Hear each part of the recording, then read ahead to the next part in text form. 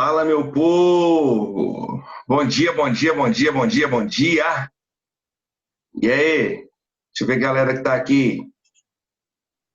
Ana Vitória, Caio, Camille, Caritas, Hanna, Isabela, Ivana, Jaiane, Jefferson, Júlia Lamonier, Júlia Vitoriano, Catarina, Letícia, Ludmila, Matheus, Antônio Duarte, né? Nicole, Rafaela, Samuel, Torugo, Dória, Yasmin, Ellen.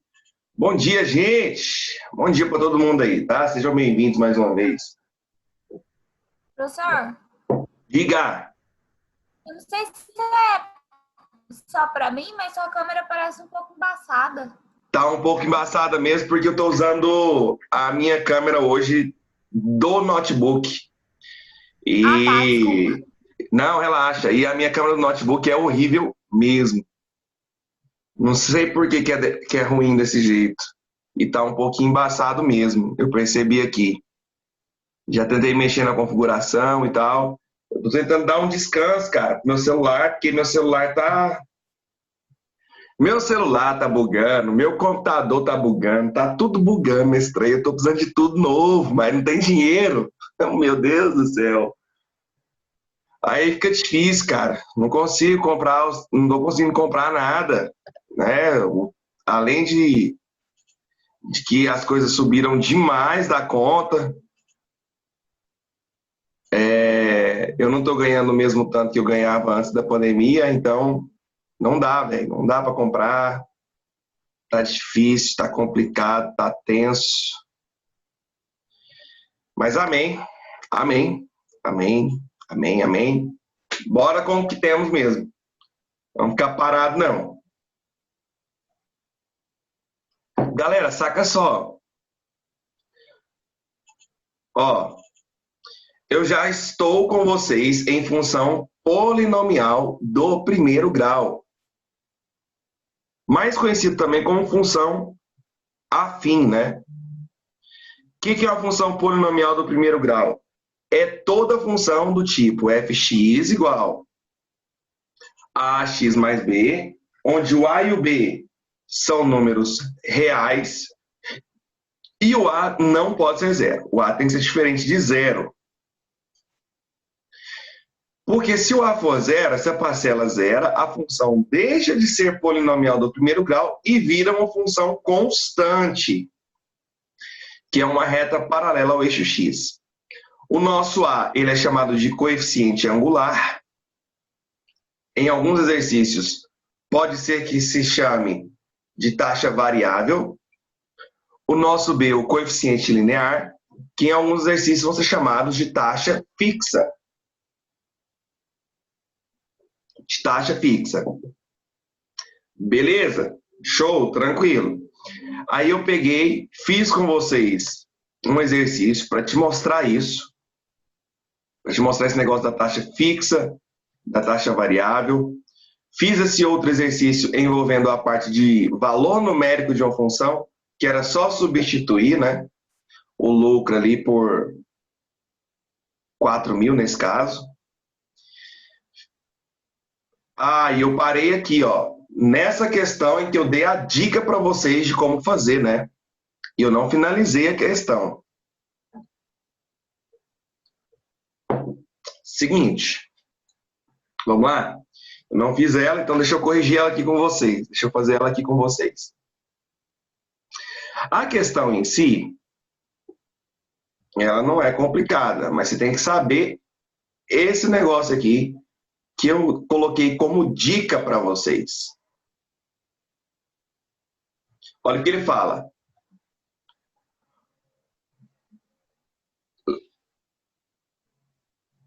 Júlia, eu acho que é essa mesma resposta.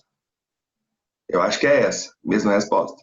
Pô, que massa que você fez a questão. Show. Muito bom. Isso aí. Mais alguém conseguiu fazer, galera, essa questãozinha aqui? Beleza. Mais alguém, mais alguém, mais alguém? Uma fábrica de panelas opera com um custo fixo mensal de R$ 9.800 e um custo variável por panela de R$ 45. Saca só. Eu já sei que o custo é 9.800 mais 45 por panela. Por panela. Então, eu consigo escrever uma função para isso. Qual seria a função custo? A função custo é 9.800 fixo, isso não muda, mais R$ 45 por panela. Então, por isso que a gente fica com 9.800 mais 45x. Essa é a função custo. Cada panela é vendida por R$ 65. Se cada panela é vendida por R$ 65, significa que a receita dessa empresa, significa que a arrecadação dessa empresa é 65x. Por quê? Porque eu disse para tu que receita é o preço multiplicado pela quantidade. O preço aqui é 65, a quantidade de panelas ali seria X, né? Então, por isso que a função receita ou função arrecadação é 65x. Seja X a quantidade que deve ser produzida e vendida mensalmente para que o lucro mensal, eu quero que o lucro mensal seja 20% da receita. Então, eu quero que a função lucro seja 20%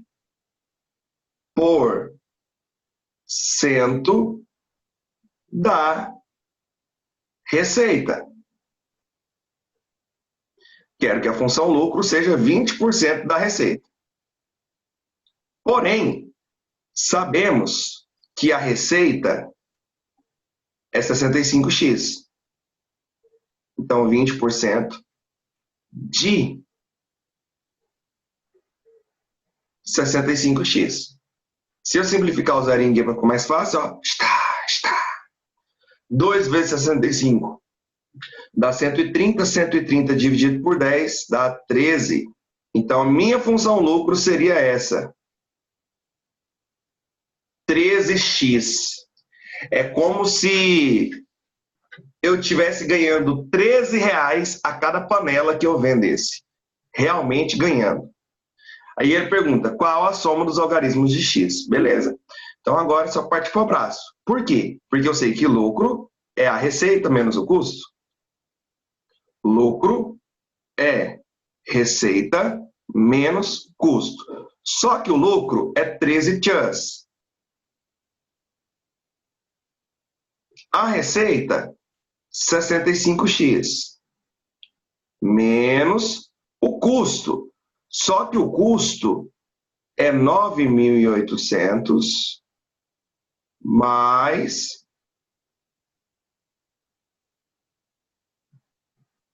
45x. Observe que essa equação, eu vou ter que fazer a distributiva lá com menos, né? Joguinho de sinal. Menos vezes 9.800 dá menos 9.800. Menos vezes 45 dá menos 45. Vou jogar a letra para um lado, o número para o outro. Esse 9.800 eu posso jogar ele para cá positivo. E eu já tinha 65x menos 45x. E agora esse 13 está positivo, ele vem negativo. 65 menos 45 dá 20. 20 menos 13, 7.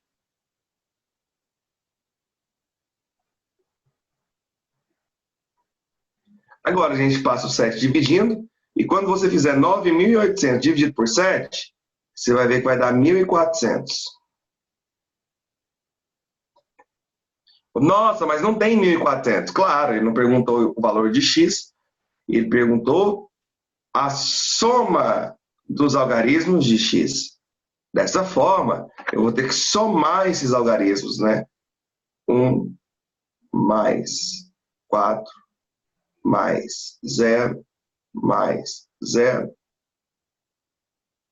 que dá a resposta da Canuto. Letra D, de dado. Tá? Então, você lembrar disso aqui, desse negócio de lucro, que é receita menos custo, e a receita, a arrecadação é o preço vezes a quantidade que se vende. Isso é importante para você fazer vários exercícios lá em função quadrática, tá bom? Então é importante você lembrar desses passos aí, lembrar desses detalhes, que vai valer a pena, tá? Bom, então vamos lá para o nosso tema de hoje, né? Ah, aqui também eu fiz um exercício da prova lá com vocês, né? Que vocês tinham pedido. E aí sim, agora a aula de hoje. Hoje, pessoal, nós vamos falar sobre o gráfico de uma função polinomial do primeiro grau.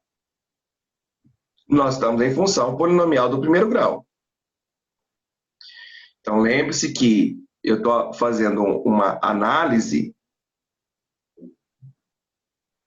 da função f de x igual a ax mais b, onde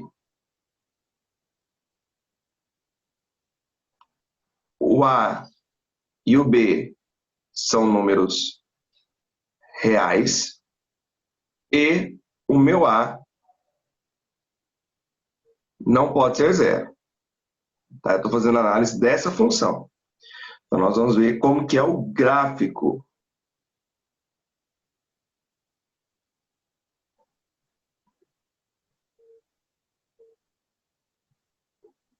É claro que eu sei que vocês já sabem que o gráfico de uma função polinomial do primeiro grau é uma reta.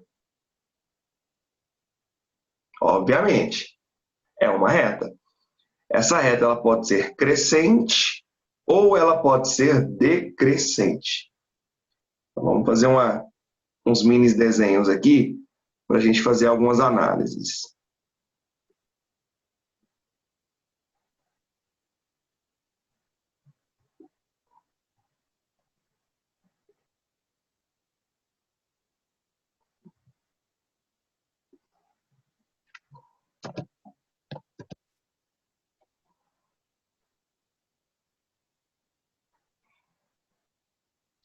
Eu sei que vocês já estão ligados que se o A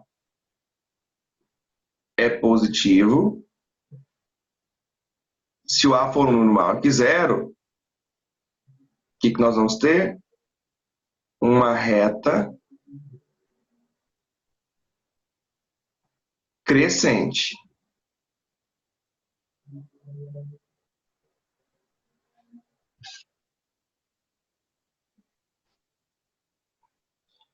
Se o A for menor do que zero,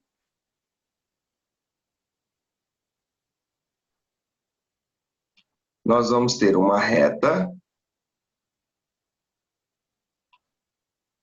decrescente.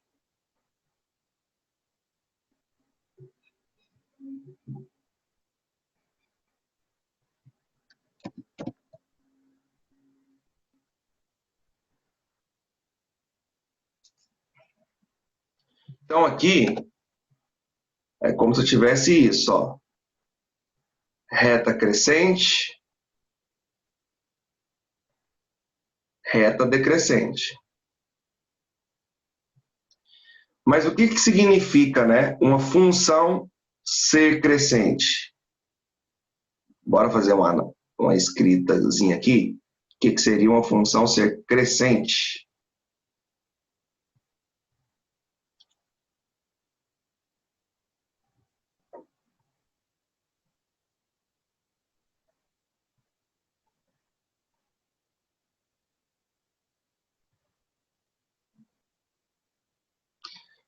Bom, João, a tangente de 45 é menos um?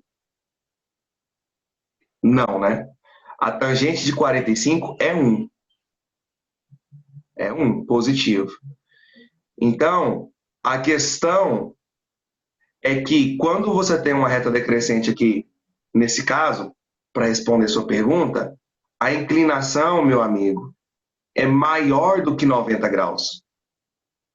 Por exemplo, eu posso falar que essa inclinação aqui, ó, é 135 graus. Então, quem que vai ser o meu A? Meu coeficiente angular vai ser a tangente de 135 graus. Ora, 135 graus está no segundo quadrante. No segundo quadrante, você tem que a tangente é negativa. Não sei se você lembra aqui, né, do setaco mais 12, 13, 14. A tangente é positiva só no primeiro e no terceiro. Então, no segundo, ela é negativa. Como ela está no segundo quadrante, eu olho o que falta para 180. 135 para 180, falta 45. Então, é menos a tangente de 45. Só que a tangente de 45 é 1 positivo. Então, seria menos 1.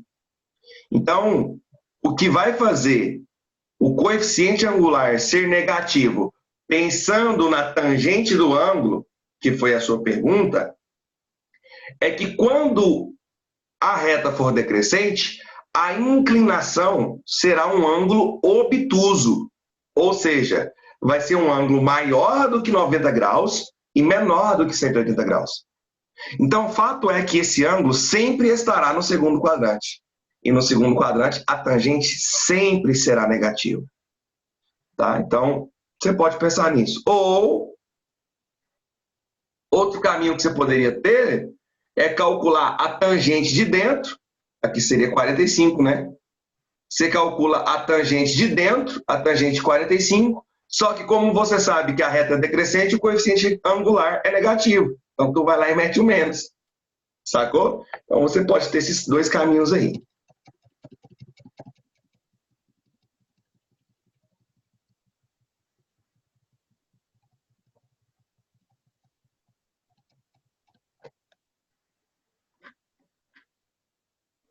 Fechou, mano. Fechou. A gente vê isso lá em geometria analítica, né? É massa isso aqui. Beleza, gente. Então, o que é uma reta? O que é uma função crescente, né?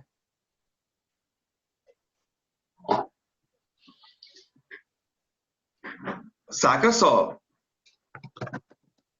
Se para todo x1 maior que x2 possuirmos f de x1 maior que f de x2, então f é uma função crescente. Isso é a definição de uma função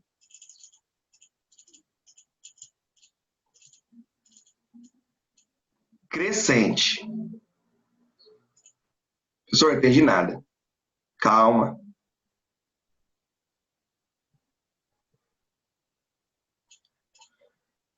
Se para todo x1 maior do que x2 possuirmos f de x1 maior que f de x2, então f é crescente. Saca só.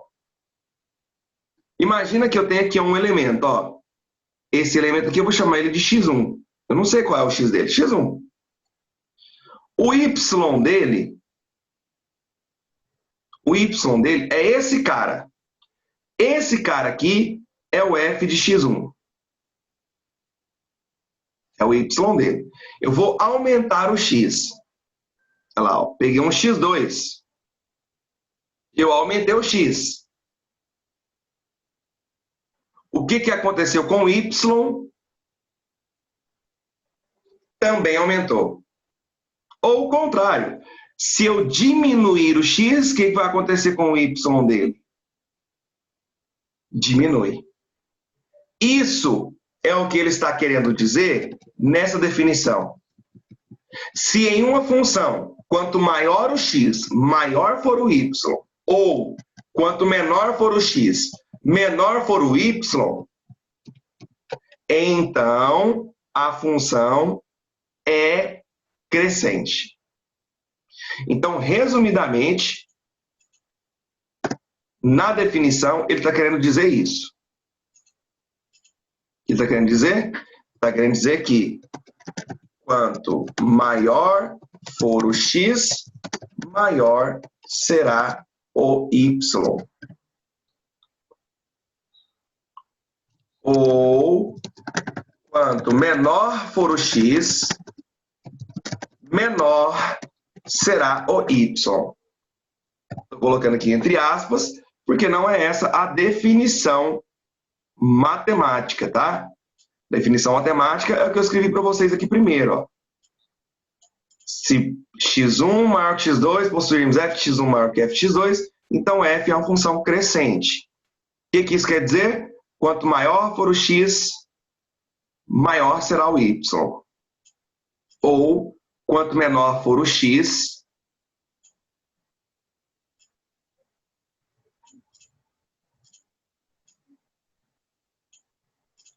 menor será o y. Tá? Então, essa é a definição do que é uma função crescente. Você vai lembrar desse detalhezinho aí, isso aí é importante. Né? Mas assim, não importante a ponto de Enem. Mas de outros vestibulares, sim, é muito importante. Aqui são só letras, né, Karen?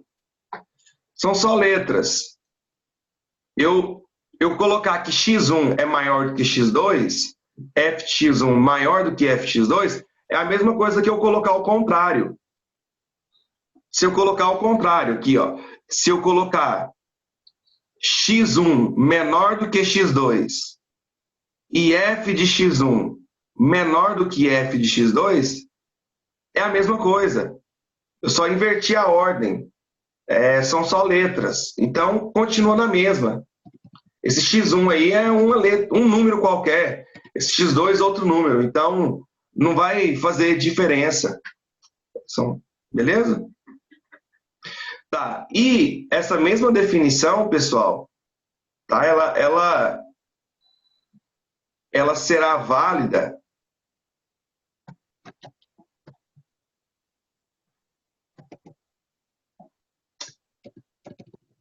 deixa eu tirar aqui, né? Aqui. Ela será válida também para decrescente. Só que na decrescente vai acontecer o contrário. O que vai acontecer? Se para todo x1 maior do que x2 possuirmos f de x1 menor que f de x2,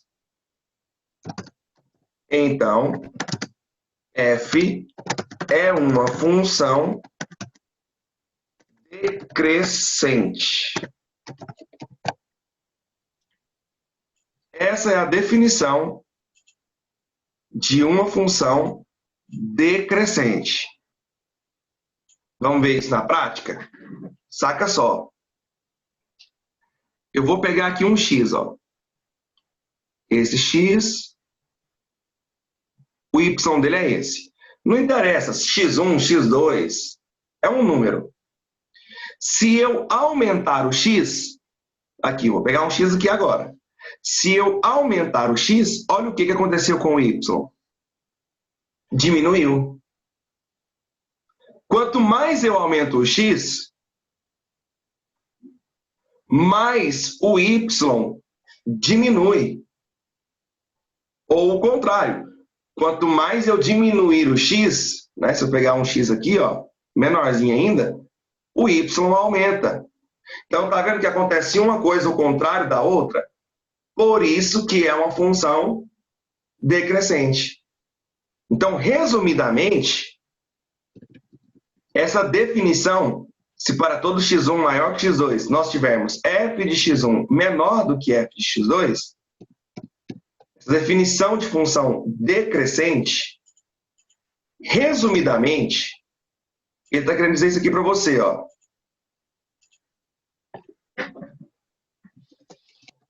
Quanto maior o x, menor será o y. É isso. Ou, quanto menor o x, maior será o y.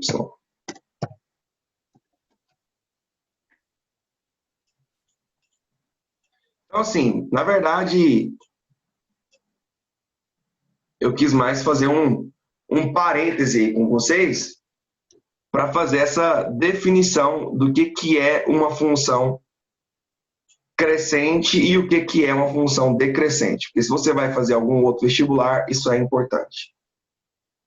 Mas agora, se você não for fazer o Enem, ou você for fazer só o Enem, né? Desculpa. Se você vai fazer apenas o Enem, você tem que ficar muito ligado nisso que eu vou te mostrar aqui agora. Esse ponto, ele está em cima do eixo Y. Ele está exatamente em cima do eixo Y. Se um ponto está em cima do eixo Y, eu tenho certeza que o x é zero. Certeza. Se um ponto está em cima do eixo Y, eu tenho certeza que o x é zero.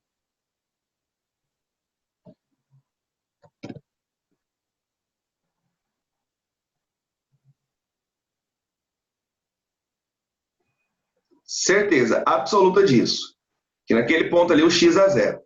Então, se eu pegar a função, olha a função, y igual a ax mais b.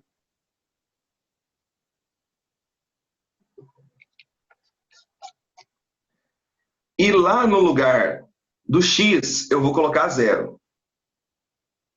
Y igual a vezes zero mais b. Bom, qualquer número vezes zero, está zero. Só sobra o valor do b. Por isso, sempre onde a reta tocar o eixo y, se for o plano cartesiano normal, 0, 0, será o valor do b. Sempre. Tocou o eixo y, é o valor do b. Sempre.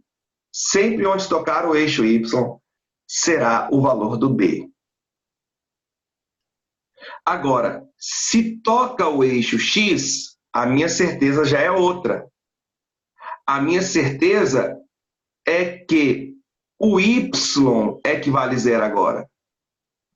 Se o ponto está em cima do eixo y, do eixo x, é o y que vale zero. Então, eu vou pegar mais uma vez a função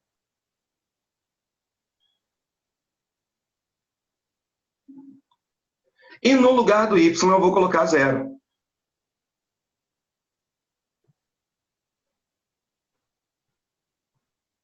Zero igual a ax mais b. B está positivo, ele vem negativo.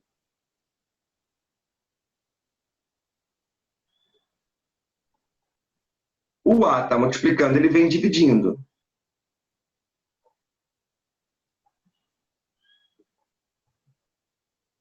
Por isso, sempre onde a reta tocar o eixo x, será o valor de menos b sobre A.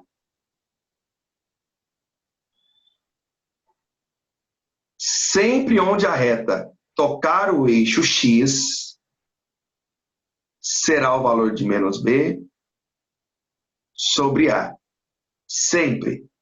Tá? Não é o A. Não é o A. Onde toca o eixo X, não é o A. É menos B sobre A. É o resultado de menos B dividido pelo resultado de A. Por esse ponto ser onde toca o eixo X, ou seja, ser onde o Y vale zero, ele vai ser chamado de zero ou raiz da função. Tá? Então, esse menos B sobre A, ele é o nosso zero ou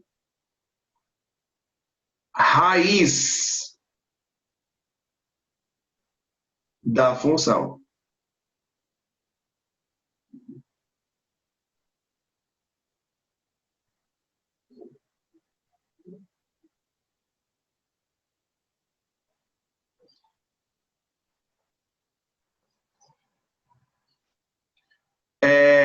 Na verdade, Júlia, não é que existem outros tipos de plano cartesiano. Só existe um plano cartesiano.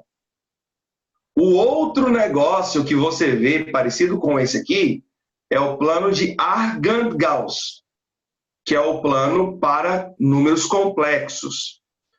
O que eu quis dizer aquela hora é que nem sempre todos os planos cartesianos vão começar no 0, 0. Vou te mostrar um exemplo. Saca só.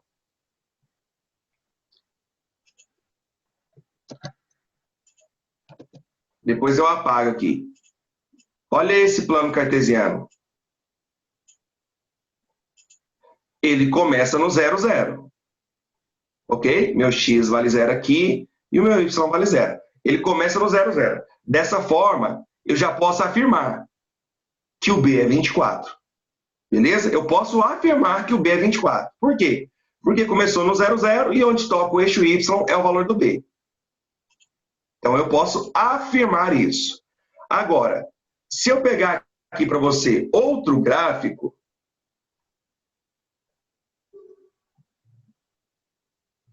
pegar um gráficozinho aqui bem interessante. Esse aqui, ó. Saca só. Ele não começa no 0, 0. Ele não começa no 0, 0. Aqui está marcando 1 e aqui está marcando 5%. Ele não começa no 0, 0. Então, eu não posso afirmar que o B é 30. Se você falar que o B é 30, nossa, tu errou o exercício. Tu errou. Por quê? Porque esse plano cartesiano, ele não começa no 0, 0. Então, você só pode afirmar que onde toca o eixo Y é o B se for o plano cartesiano normalzinho, bonitinho. Se começar no 0, 0. Você só pode afirmar que onde toca o eixo X é a raiz menos B sobre A se o plano cartesiano começar bonitinho no 0, 0. Então, foi isso que eu quis mostrar para vocês. Massa, Júlia. Fechou? Então, galera, ó. O que você tem que lembrar? Você tem que lembrar do quê? Se a função é do primeiro grau, ax mais b com a e b real. Se o a é positivo, a reta é crescente. Se o a é negativo, ela fica decrescente. Coeficiente A é o angular e o B é o linear. Se a reta cruza o y, é o valor de B. Se toca o eixo X é a raiz, pode crer. Oh, a raiz é menos B sobre A. Para resolver é fácil de lembrar. Monta um sistema ou sai por semelhança. Determinante é fácil, é roubar doce de criança. Lembra lá que teve aula comigo lá no primeiro ano? Lembra um pouquinho dessa parodiazinha? Então, tudo que eu falei para você nessa parodiazinha, ela tá aqui. Né? Tudo que eu te falei até aqui nessa aula, ela está nessa paródia. Então, a paródia não que é a forma de você aprender. Porém, é uma das formas que você tem para lembrar. Beleza? Então, você vai lembrar de que os métodos para resolução, tá? Métodos para resolução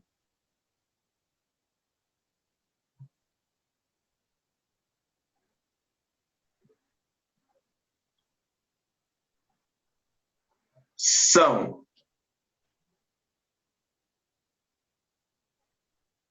sistema,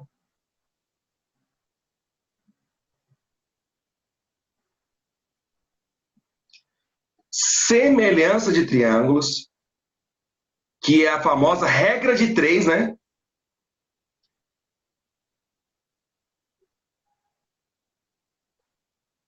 Porém, é uma regra de três entre as variações. E o terceiro método,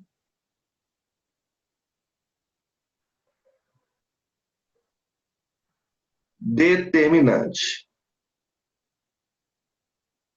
Aí, na aula de quinta, na aula de quinta, até hoje, Júlio, você tem esse vídeo? Você tá doido? Na aula de quinta, eu vou mostrar para vocês essas formas de resolver, tá? Vou te mostrar esses caminhos. Eu vou te mostrar como você pode montar um sistema, como você pode montar uma semelhança de triângulos e como que você pode montar o determinante partindo do raciocínio do gráfico. Beleza? Então, lembra desses detalhes aí. E na aula de quinta, a gente prossegue partindo daqui. Pessoal, muito obrigado por hoje. Foi uma honra, satisfação estar com vocês. Quinta-feira é nós de novo, né? Tô com saudade de vocês aí. Qualquer coisa, conversa comigo. Fala comigo, bebê. Beijo para quem de beijo, abraço para quem de abraço. Tchau, obrigado.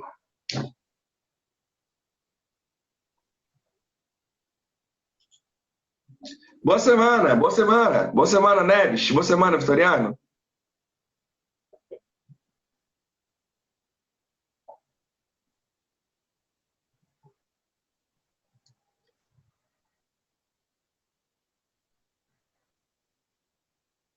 Tchau, Karen. Tchauzinho.